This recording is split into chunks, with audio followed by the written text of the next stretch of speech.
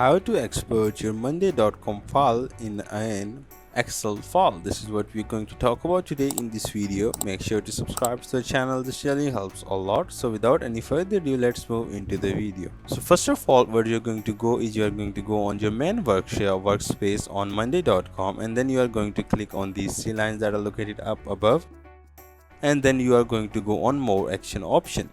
Now you are going to go on export board to Excel. Click on that, and you can include the updates or you can exclude the updates.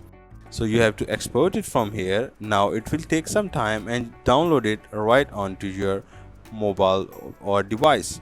Then you have to click and show or open it right over here. So it's opened, it's downloaded again, I think so. Then I have to go on the profile,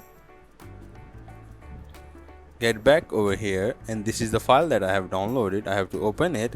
As I open it, it will show me the monday.com code on an Excel file. This is how I can export a monday.com file on an Excel file. This is all from the video. Make sure to subscribe to the channel. If you have any question, put it down in the comment section. Also, don't forget to hit the like button. Thank you.